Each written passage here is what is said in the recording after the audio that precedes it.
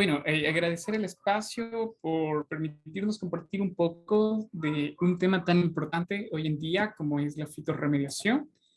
Eh, Me ayuda, por favor, habilitando para empezar. Quisiera agradecer también el espacio que Genplant Biotechnology ha generado para divulgar algunos trabajos, divulgar algunas investigaciones en varias líneas. Y bueno, la oportunidad se ha presentado para hablar también de un tema muy importante como son la restauración de ecosistemas, ¿no? Entonces, dentro de este panorama de la restauración de ecosistemas, nosotros tenemos una que es vital para el tratamiento de contaminantes, ¿sí? En este sentido, me gustaría realizar una introducción pequeñita de la presentación que vamos a tener. Vamos a tener estas unidades, en realidad 4 secciones, donde vamos a partir entendiendo primero la conceptualización de los problemas ambientales y el marco de la biorremediación. Luego, a lo que nos enfocaremos, estaremos centrados básicamente a las técnicas en sí mismas de tratamiento. Y una vez que nosotros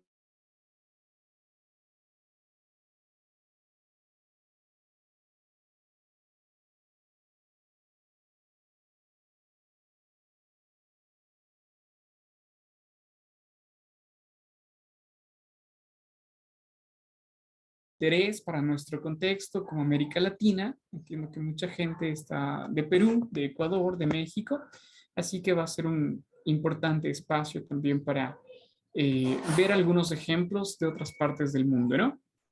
En este sentido, podemos empezar de pronto entendiendo que la situación ambiental tiene varios ejes, ¿no es cierto? Hay gente que se dedica a los residuos sólidos, hay gente que se dedica a aire. Este campo de acá está relacionado tanto a suelo como a agua, ¿sí? Entonces, dentro de los procesos agrícolas, por ejemplo, tenemos una importante actividad de fertilizantes, de pesticidas. Muchos de ellos van a tener elementos, trazas de metales pesados, sí, en el peor de los casos, y con frecuencia un fertilizante tiene estos 3 elementos, ¿no es cierto? En diferentes proporciones, pero básicamente se repite. Nitrógeno, fósforo, potasio, en sus diferentes iones. Nitratos, fosfatos, por ejemplo, que si bien ayudan al crecimiento de la planta, el remanente puede también generar problemas de eutrofización de lagos, por ejemplo, o de ríos incluso. Tenemos acá un grupo muy importante también generado por las industrias, quienes de pronto trabajan con cuero, sabrán que hay varios metales pesados como el cromo vinculados acá, que eventualmente pueden llegar a los cuerpos hídricos, ¿sí? Y desde nuestros hogares también, el mismo hecho de existir, de respirar, generamos un impacto, ¿no? Pero no hay que relativizar de un impacto de una persona con el de una empresa. Nuestro impacto básicamente se centra en los residuos sólidos que lo mencionábamos anteriormente y en las aguas residuales que vamos generando. Sí, en las aguas residuales nosotros tenemos cargas de coliformes fecales, por ejemplo, que necesitan un tratamiento en estas PETAR.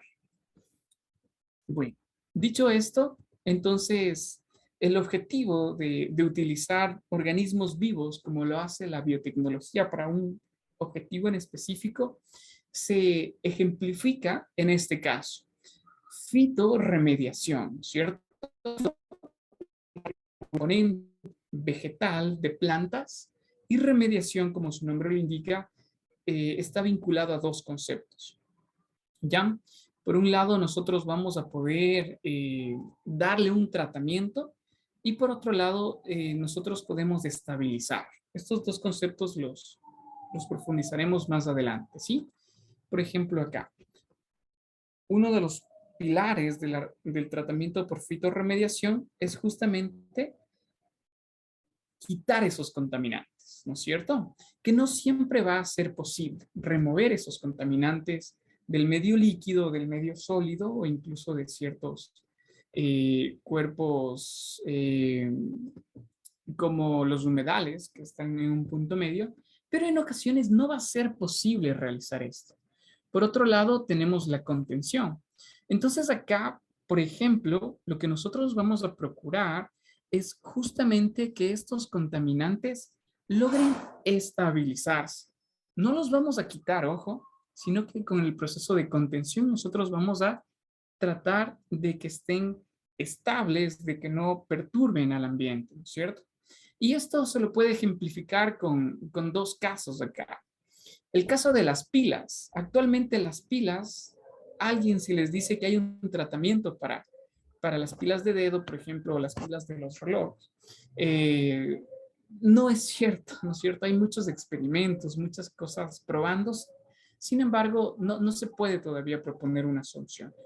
Entonces, por otro lado, la remoción, la remediación, ustedes saben que hay muchas veces, al menos en nuestro contexto, derrames petroleros, ¿no es cierto? Entonces, sí hay opciones de remediarlos con bacterias, con hongos, con plantas. Entonces, tenemos estos dos grupos que deben estar diferenciados. Hay casos de éxito, por supuesto, donde, por ejemplo, en Ecuador tenemos varias empresas, una que es de eh, años atrás se denominaba PRAS, de reparación ambiental y social, que justamente buscaba tratar de, a los problemas que habían surgido previamente, darles una solución, darles una alternativa, ¿no? En este marco, ya que estamos en un webinar de fitorremediación, hay que preguntarnos estas tres cosas. ¿Qué es? ¿Cómo se hace? ¿Y dónde lo puedo realizar? ¿Verdad? Si estuviéramos aquí en una sala, podríamos interactuar para saber sus opiniones y saber su retroalimentación también. Pero ya que estamos acá en un webinar, podemos ir definiéndolo, ¿no es cierto? Primero, ¿dónde podemos hacer estos ensayos? Nosotros podemos hacerlo no solamente en suelo agua, como lo habíamos mencionado, sino también en ciertos humedales, en ciertos sedimentos que se pueden ir generando. Ejemplo de esto, los sedimentos o los lodos que pueden ser producidos en las plantas de tratamiento, ¿no? La siguiente pregunta está referida a su definición, ¿sí? Nosotros decimos que en la fitorremediación teníamos estos dos pilares, recordamos, la remediación y la contención, ¿de qué? De contaminantes tipo orgánicos e inorgánicos, ¿no es cierto? Entonces, genial. Listo. Entonces tenemos estos dos bloques importantísimos. Contaminantes orgánicos, lo mencionamos el petróleo. Contaminantes inorgánicos, habíamos visto que los metales pesados son los que más carga ambiental podrían tener. La siguiente pregunta, ya sabemos dónde se hace, cómo lo hacemos. De eso nos encargaremos de ver las siguientes láminas, ¿no? Pero básicamente podemos decir que la planta, al tener diferentes estructuras, es muy compleja, ¿no es cierto? Nosotros como seres humanos tenemos ojos, tenemos manos, tenemos pies que nos permiten cumplir un rol que todos lo conocemos.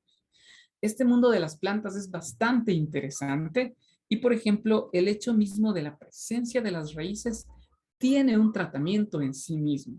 El hecho mismo de las, por ejemplo, puede volatilizar ciertos elementos, incluidos ciertos contaminantes.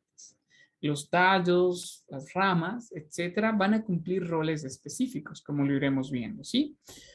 Si alguien no está familiarizado con el mecanismo de una planta, acá tenemos un resumen, ¿no? Son organismos autotróficos, ¿sí? Donde ellas generan su propio alimento, pero al mismo tiempo, este proceso que nos han enseñado desde la escuela, ¿verdad? La fotosíntesis, captar el CO2 durante el día y generar oxígeno que es aprovechado. No es lo único que hacen, hay elementos interesantísimos que son los exudados. Por ejemplo, hay un tema del ciclo biogeoquímico que es contribuido en gran medida por las plantas, ¿sí? Que se puede prácticamente reciclar estos nutrientes, ¿no? Entonces, hay dos factores que van a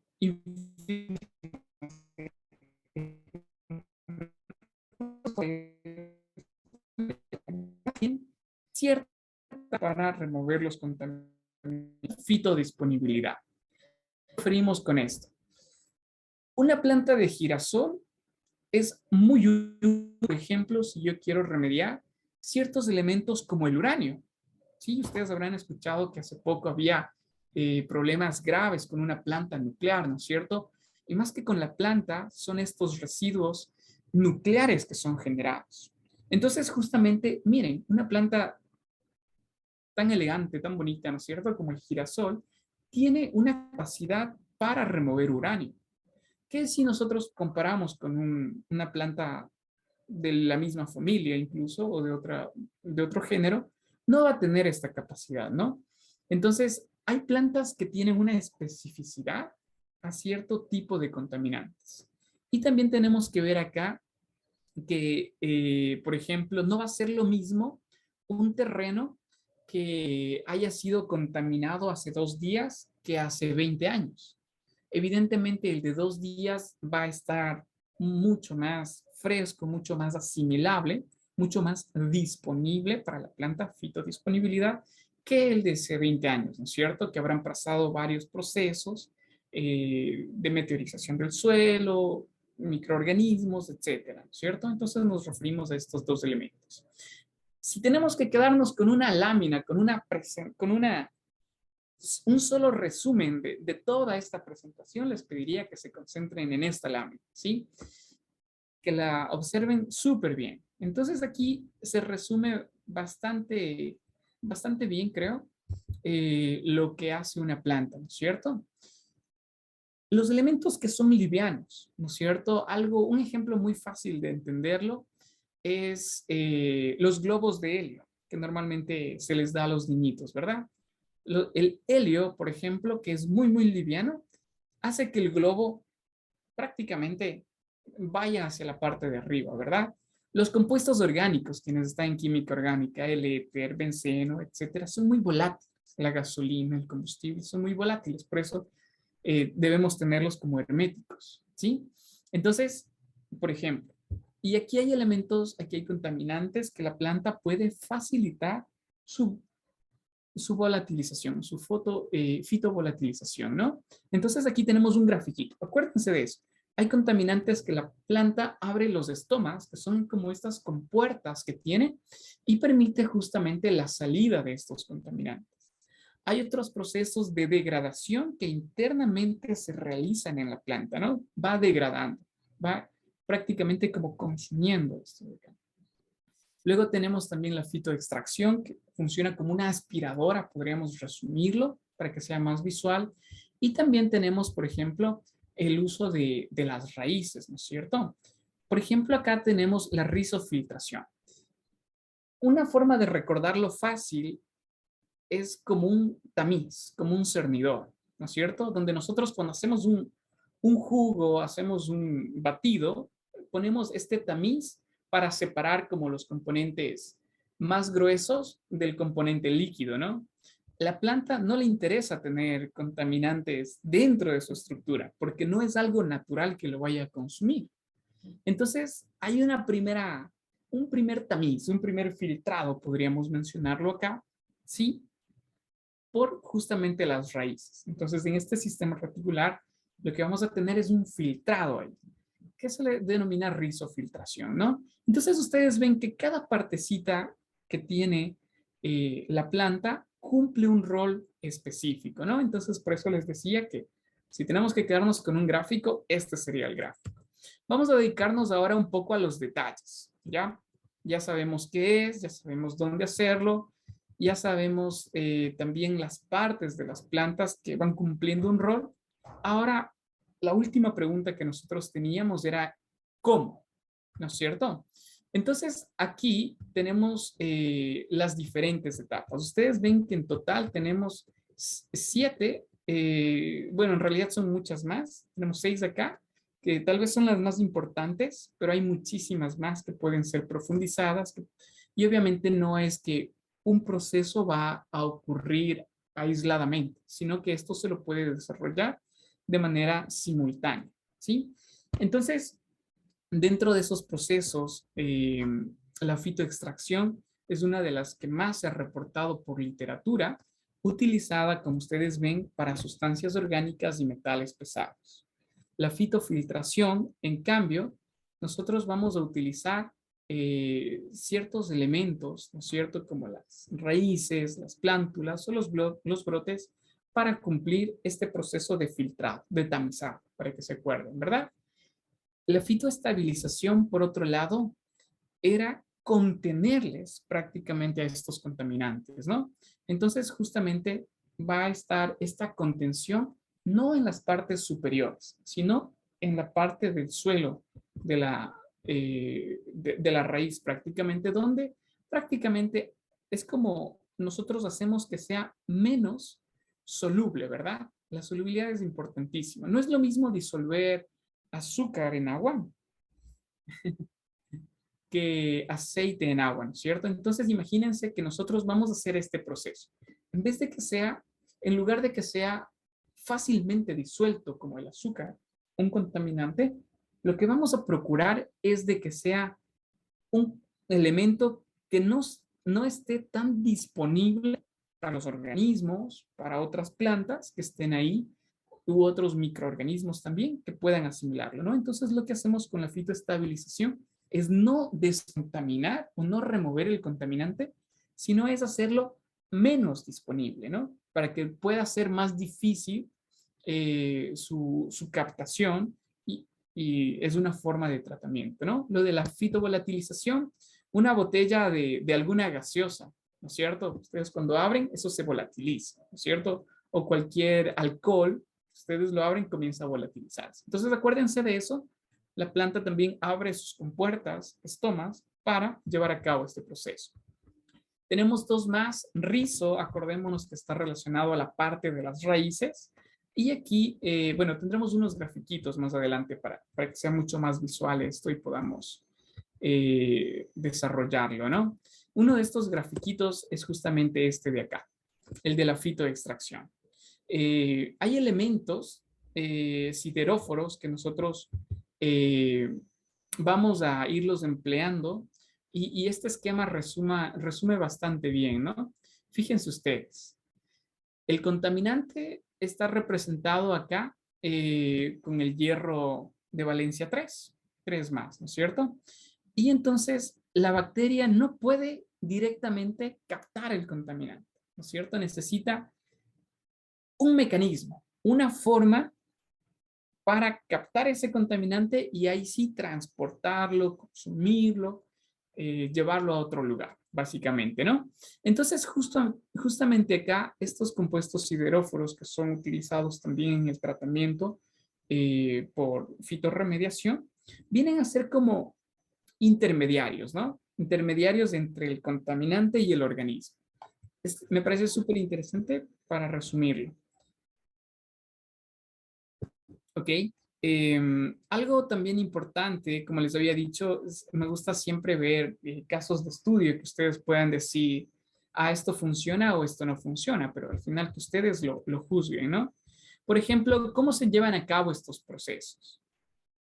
Tenemos un contaminante, ¿sí?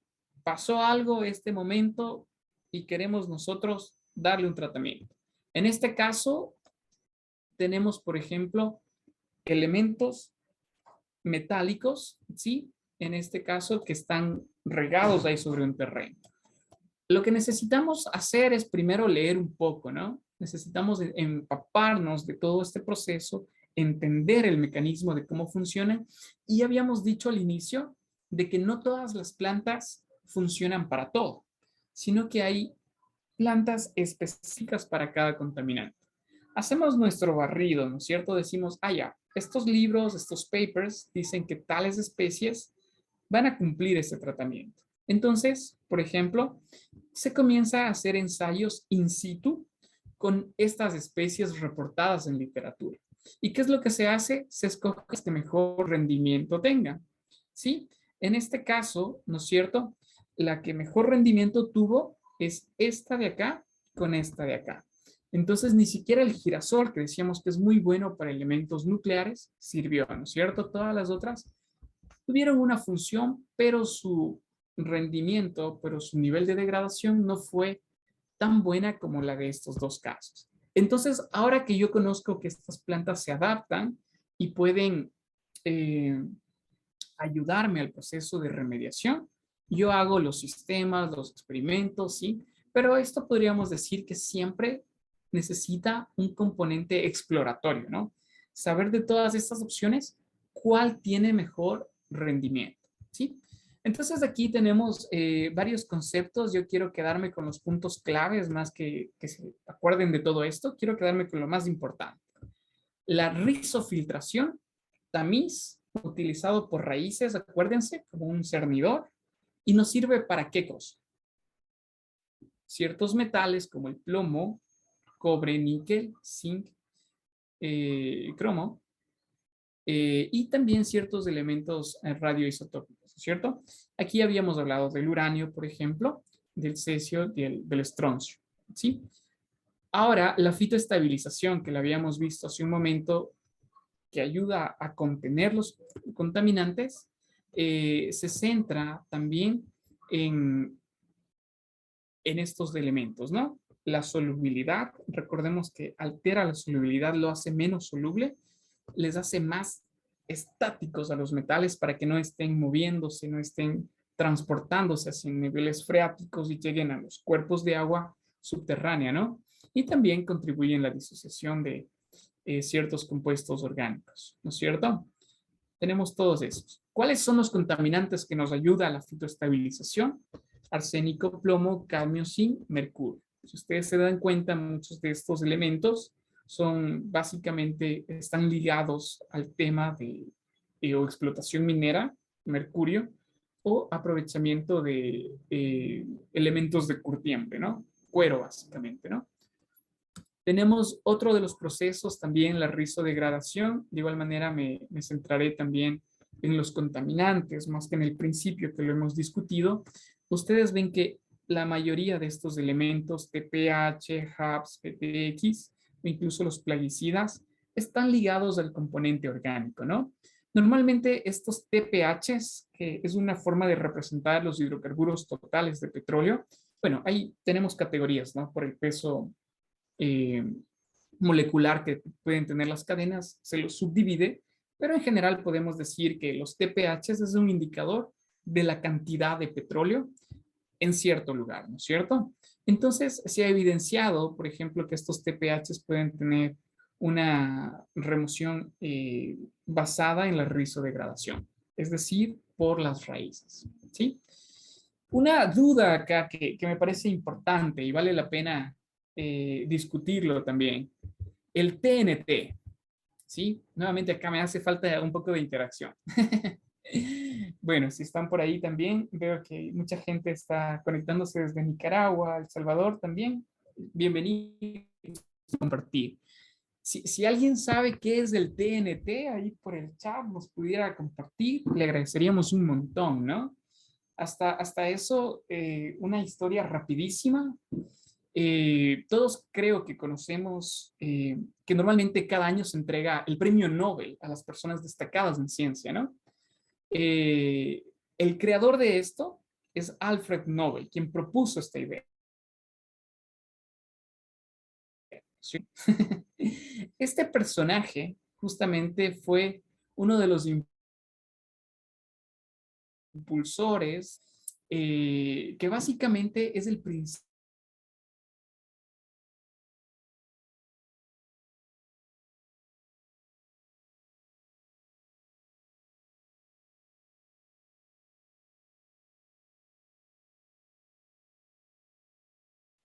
Y él decidió que gran parte de esa fortuna que había dado por los explosivos que se estaban generando a partir de esto, iban a ser destinados a las personas que generan ciencia, ¿no? Que generan un impacto positivo en, en la calidad de las personas.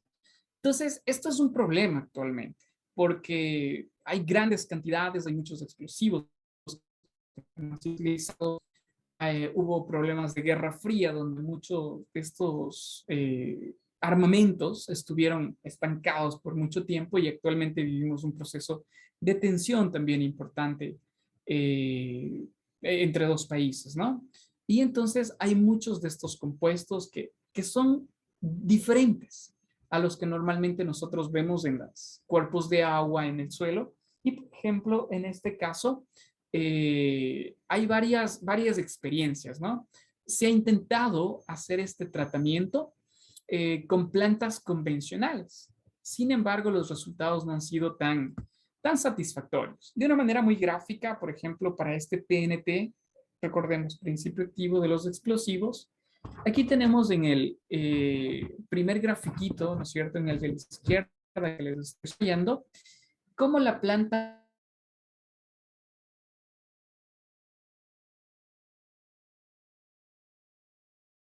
de la derecha, ustedes en cambio logran evidenciar que sí hay un proceso de adaptación. La coloración misma ha logrado sobrevivir a esto.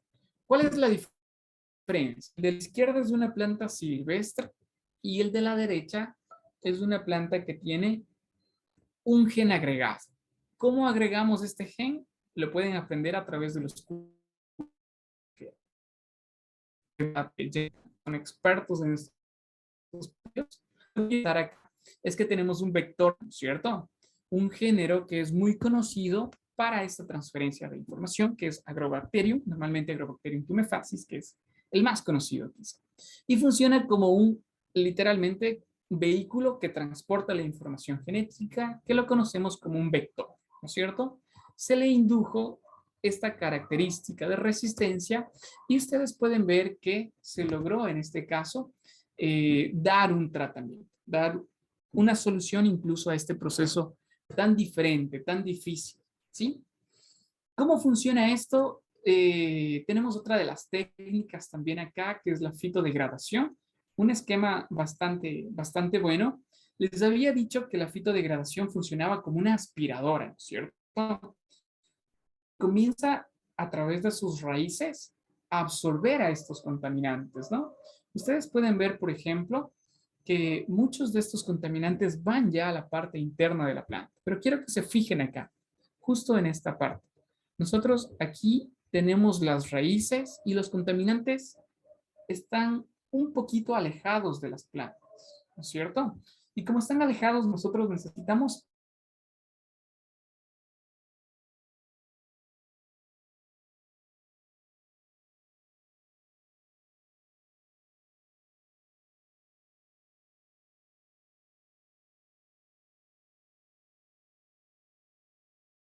de la eh, degradación de estos contaminantes. Ustedes ven acá que hay estos microorganismos que están representados acá y ellos también contribuyen. Entonces, dentro de este grupo de uso de microorganismos tenemos la bioaumentación, la bioremediación per se, normalmente se le atribuye a los microorganismos, aunque estén otros organismos como las plantas también, ¿no? Pero se han llevado también este nombre ellas por su tratamiento, ¿no? Y entonces hay un proceso simbiótico acá, en el que las dos, tanto plantas como microorganismos, llegan en conjunto también a dar una solución a este problema, ¿no? Bueno, si nos tenemos que quedar con un resumen igual de la fitodegradación, podemos decir que los contaminantes para los cuales nos puede servir la fitodegradación, sí, se basan, por ejemplo, en ciertos elementos basados en el nitrógeno, nitratos, por ejemplo, que pueden ser aprovechados como proteínas o nitrógeno molecular. Entonces, yo voy a dedicarme un poquito también a ver esto de acá en casos reportados, ¿no? Ya en la última parte que estamos acercándonos un poco. Sí, lo que les había mencionado también al inicio es de que nosotros, si queremos hacer uno de estos sistemas, ya sabemos qué es, dónde se hace, cómo se hace. Ahora la pregunta va a ser, ¿cómo hacerlo eficientemente? ¿Cómo hacerlo de tal manera de que mis plantas primero no se mueran? Y segundo, de que logren un nivel de remoción considerablemente bueno, ¿no? Entonces, esa es nuestra propuesta ahorita, esa es nuestra pregunta. Ténganlo presente y a partir de eso van ustedes aclarando sus conceptos, ¿no? Entonces, lo primero que debemos preguntarnos, ¿sí? Si hay un problema, les dicen, vea, ingeniero, ingeniera, tenemos este problema de derrame petrolero. yo voy a centrarme no tanto en los compuestos inorgánicos, ¿no? Tenemos TPHs ahí, que son los hidrocarburos totales de petróleo. Entonces, buscaré de las técnicas que vimos hace un momento, cuáles son las que responden a compuestos orgánicos. Y de esas plantas, hacer un listado y ver cuál podría yo utilizar, cuál está en Perú, cuál está en Guatemala, cuál está en Salvador, todo ese listado presentado en la literatura, ¿no? Y con esas hacer un ensayo experimental, como un preexperimento nosotros le decimos, ¿sí? Para saber cuál podría adaptarse y a partir de la que mejor se adapta, ahí sí sacar el proyecto, sacar la propuesta, ¿no? Pero por otro lado, si nosotros nos vamos a una planta, a un parque industrial, por ejemplo, donde tenemos gran cantidad de empresas trabajando y generando de pronto ya no compuestos orgánicos, sino con elementos inorgánicos. Entonces aquí yo voy a centrarme ya no en los tratamientos para compuestos orgánicos, sino me dedicaré a hacer un análisis de aguas, un análisis de suelo, para saber cuál es el elemento inorgánico que está en mayor abundancia, ¿no es cierto? Al cual yo debo enfocar. Esa es la primera consideración. La segunda consideración, que es muy importante también, y quisiera profundizar acá, es en el tiempo que los suelos han permanecido abandonados. Nosotros a estos suelos que han permanecido abandonados les denominamos pasivos ambientales, ¿no? Hay un caso muy conocido en Ecuador al menos, que es el caso Chevron Texaco, ¿no es cierto?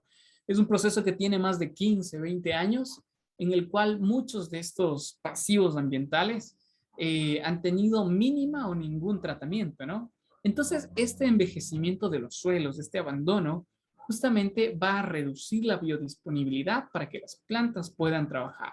Y esa es una limitante importante, porque no es lo mismo tratar en un suelo que se contaminó la semana pasada que hace 10 años, ¿sí? Eso hay que tenerlo muy presente. Los que están en la parte de agronomía, por ejemplo, saben que el pH es determinante para los cultivos, ¿no es cierto? Si queremos hacer un cultivo que de X producto, debe estar en un rango. Así como las personas que se dedican a microbiología, si yo tengo bacterias acidofílicas, tengo que trabajar en cierto rango de pH ácido, ¿no es cierto? Entonces, esto también es importante para saber con qué condiciones estamos partiendo y si es necesario de pronto regular un pH, regular una eh, cantidad apropiada para que pueda nuestra planta adaptarse a eso, ¿sí? Entonces, muy importante también el tiempo, los años de suelo, el tipo de suelo, el pH presente también, que puede ser determinante también, ¿no? Bueno, ahora que hemos visto las condiciones de la naturaleza, también debemos considerar las condiciones de la planta. Ustedes saben de que todas las plantas no son iguales, ¿verdad? Entonces, este grafiquito resume bastante bien. Por ejemplo, si ustedes se fijan entre estas dos raíces que tenemos acá, las dos, ¿no es cierto? Tienen una raíz muy profunda.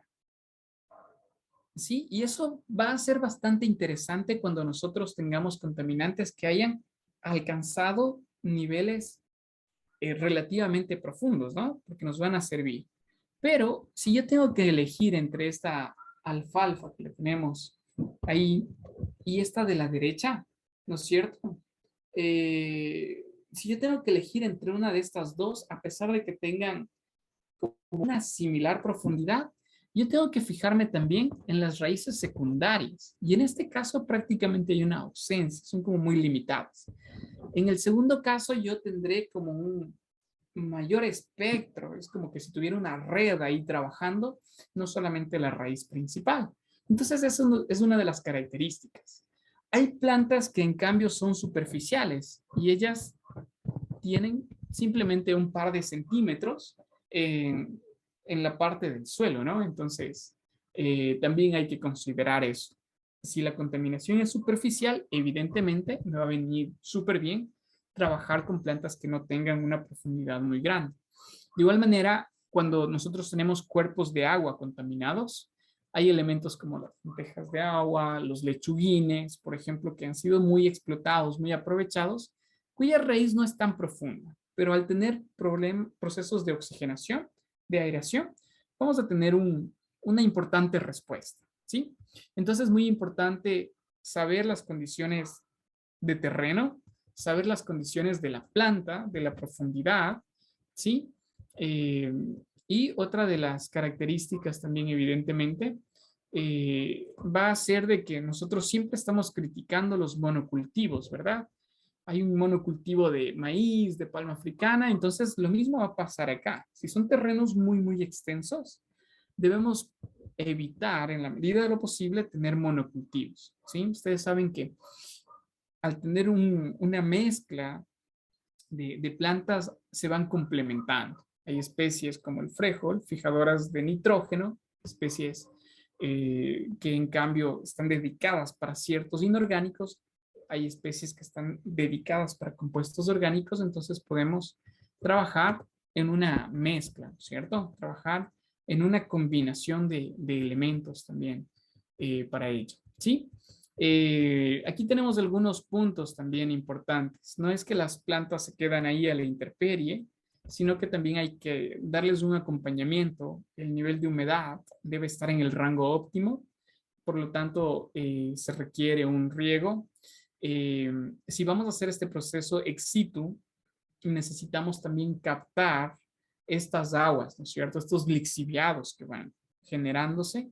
Si es un proceso in situ, como lo vemos acá, debemos procurar también que los animales, visitantes, insectos, cualquier factor que pueda perturbar, no lo haga, ¿no? Que no destruya nuestro experimento, si se quiere, nuestro sistema, y no nos toque repetir de nuevo, ¿no?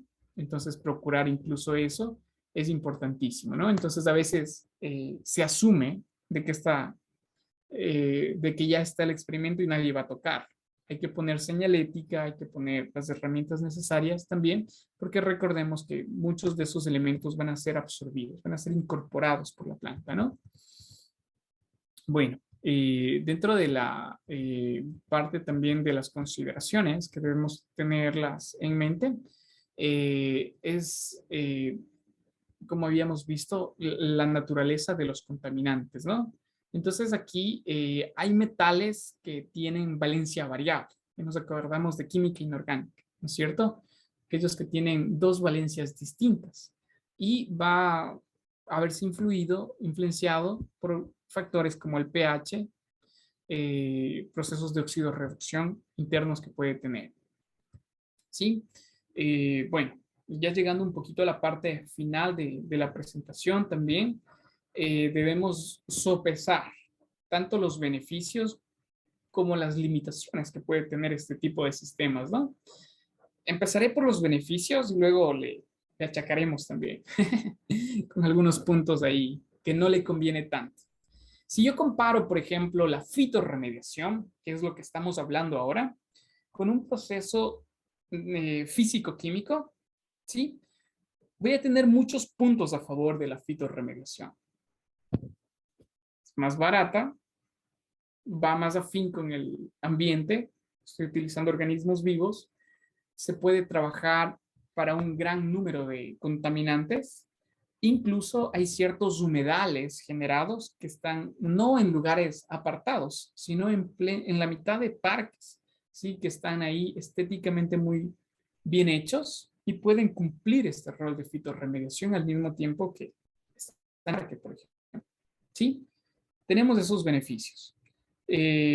También, si son bien encaminados, este tipo de proyectos, o sea, se puede generar y no son complejos a través de asociaciones, de grupos. Se puede hacer capacitaciones a personas de una comunidad y ellos podrían encargarse, por ejemplo, del mantenimiento. Habrá un técnico responsable, obviamente, que vaya haciendo el monitoreo de contaminantes, etcétera, pero no es un proceso complejo. Entonces puede favorecer incluso a una comunidad que esté ahí presente, que pueda empoderarse de este tipo de tratamientos, ¿no? Y eso a su vez podría incluso plantearse dentro del proyecto como una fuente de ingresos para este grupo de personas. Esos son los beneficios más relevantes, ¿sí? ¿Cuáles son los puntos en contra que tiene la fitorremediación? Una bacteria puede crecer, reproducirse en 48 horas, ¿cierto? Y tener muchas copias ahí. La planta no. La planta necesita meses, necesita años en ocasiones. Entonces, a pesar de que tenemos todo este grupo de ventajas, la planta, en cambio, va a llevar un proceso, va a llevar mayor tiempo, ¿no? Un proceso de termoquímico como la incineración es un par de horas, un par de días incluso, y tenemos solucionado al 10% del volumen total. En cambio, esto de acá puede tardar mucho más tiempo y esa va a ser una limitante, ¿no? Otro de los problemas también que, como lo vimos, es justamente la profundidad de las raíces, la cual puede actuar una planta. Entonces, muy importante también conocer la naturaleza de la planta, conocer que el contaminante va a incidir sobre la morfología incluso, y un riesgo importantísimo también que si nosotros no tenemos como barreras y nuestro suelo es muy permeable, si la planta no le gana absorbiendo, no le gana tratando el contaminante por gravedad, ¿sí? Por percolación, va a tender ahí a niveles inferiores. Y lo peor que nos puede pasar ahí es que nosotros tengamos aguas subterráneas, ¿no? Eh, Hace poco en la capital, Quito, hubo un problema que la gente comenzó a quejarse porque el agua que les llegaba a sus casas venía con sabor a gasolina, con olor a gasolina. Entonces, y luego se hizo el seguimiento a esto y resultó justamente que un tanquero a más de 200 kilómetros del centro de la ciudad, cerca de donde está uno de los puntos de acopio, se había virado ahí. Entonces, como se había virado y no hubo un tratamiento de remediación, y empezó a percolarse y llegar a niveles inferiores y llegó a lo que en el peor de los escenarios podría pasar, ¿no? Que esta agua sin tratar vaya directamente a un consumo humano. Entonces, esto es lo que debemos evitar, ¿sí? Y esta es una de las consideraciones que debemos tenerlas presente para armar nuestro sistema. Súper rápido, con esto termino, hay varias experiencias, ¿no? Si yo quiero tratar metales pesados, puedo hacerlo a través de estos elementos. El proceso es como lo habíamos visto. Puede tener un pretratamiento o puede ser directamente en campo. En este caso, sí existe un pretratamiento al menos de tamizado, de monitoreo de todos estos elementos. En este caso, no solamente trabaja planta bacteria, como lo habíamos visto, sino, por ejemplo, se puede también combinar este tipo de sistemas con ciertos hongos, ¿no es cierto? Aquí tenemos del género Aspergillus y del género Penicillium, que pueden trabajar de manera conjunta para la remoción de elementos como los metales pesados que nosotros los estamos viendo acá, ¿no es cierto? Tenemos varias de las ventajas que ya las hemos mencionado y el proceso acá básicamente duró 3 meses y los resultados que nosotros tuvimos, o que se tiene en este experimento, ustedes ven la importante reducción que ha tenido de los metales pesados, ¿no es cierto? Otro caso súper rapidito que ha funcionado que está reportado al menos por la literatura, es justamente para suelos contaminados por petróleo, ¿no? Entonces, yo creo que es muy común esto y cada vez es más común en nuestros países. Cuando se riega petróleo, recordemos que no solamente tenemos el crudo en sí mismo, sino que también acompañado de ese crudo vienen elementos como los que tenemos acá. Incluso uno que nos hace falta acá es el azufre, ¿no? Que puede que necesita normalmente ser tratado ahí.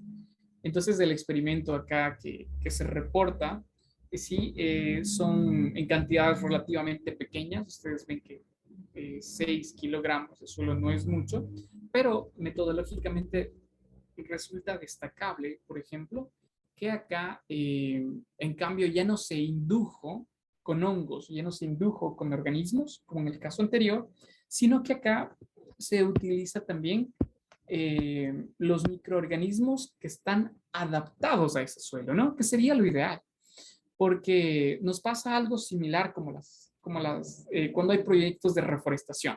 ¿Qué sembramos? Dice, está deforestado eso. ¿Qué sembramos?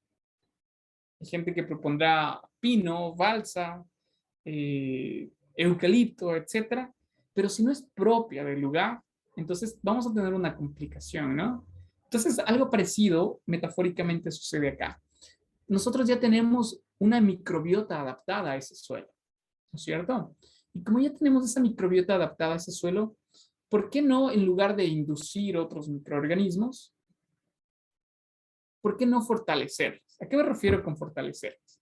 Darles la temperatura apropiada, darles el pH apropiado, darles los nutrientes en base a su dieta nutricional requerida, etcétera, etcétera, ¿no? Entonces, eso es lo que se ha hecho y posteriormente se hizo un análisis por PCR, eh, para poder secuenciarlo y a través de bases de datos identificarlo, ¿no? Entonces tenemos varios escenarios. En todos estos escenarios ustedes ven que el porcentaje o la cantidad de eh, las cadenas de carbono se ha visto eh, significativamente reducida, ¿no? Tenemos reducciones de hasta un 60%. Esta es una revista de Ecuador, indexada en Scopus, quienes están dedicados a la investigación. Busquen publicar en bases de datos como Scopus, como Cielo, ¿sí? Que son, o Web of Science, que son bastante internacionales, ¿no? Y además, esta de acá tiene un plus que no tiene ningún costo ni para el lector eh, ni para los autores, ¿no? Que a veces llega a complicar cuando uno está en estos temas de investigación. Bueno, acá también tenemos otra experiencia. Lo que destaco, por ejemplo, de acá, es de que no es para los metales, para los contaminantes clásicos, ¿sí? Sino que acá ustedes saben que hay una tendencia ahorita muy importante de los organismos que han generado resistencia antimicrobiana, ¿no? Genes con resistencia antimicrobiana. Es decir, que los medicamentos que nosotros consumimos ya no tienen la misma eficiencia para ciertos patógenos. Entonces, justamente hay un grupo de productos farmacéuticos que se caduca, que no es utilizado y que pertenece a la categoría de genes. Y ahora, como es un tema nuevo, al igual que las nanopartículas, no se sabe muy bien qué hacer, ¿no? Y aquí tenemos varias marcas comerciales que si caducaron, uno cómo las gestiona, qué tipo de residuo es, orgánico, inorgánico, peligroso, especial, ¿dónde lo ponemos? ¿Y qué hacemos con esos contaminantes? ¿No? Entonces, esta experiencia resulta bastante interesante porque ustedes ven este sistema montado eh, en una capacidad mediana, podríamos decirlo, de 25 litros. Y lo que me parece destacable es el tiempo, ¿no? En menos de un mes, fíjense ustedes la cantidad de remoción de estos contaminantes. Lograr que se reduzca un 40% de los TPHs, petróleo, es un éxito bastante fuerte, ¿cierto? Lograr un 70-80% es excelente. Pero en este caso, miren, muchos de estos medicamentos que son comunes, alcanzar valores sobre el 70% sin ninguna dificultad, incluso cerca del 100%, ¿no? Y en tiempos relativamente récords. Entonces, importantísimo para alguien que vaya a hacer una tesis, que vaya a investigar o esté buscando algún grupo de investigación, ¿no? Enfocarse también en los contaminantes emergentes que están poco reportados. Hay tratamientos físico-químicos, normalmente en literatura, pero muy pocos, enfocados en la parte de procesos biológicos para la recuperación, al menos del tratamiento de contaminantes. Bueno, agradecerles por su tiempo. Si hay preguntas, bienvenidas, y bueno, si no, nuevamente el agradecimiento por la invitación a participar de este webinar en Plan.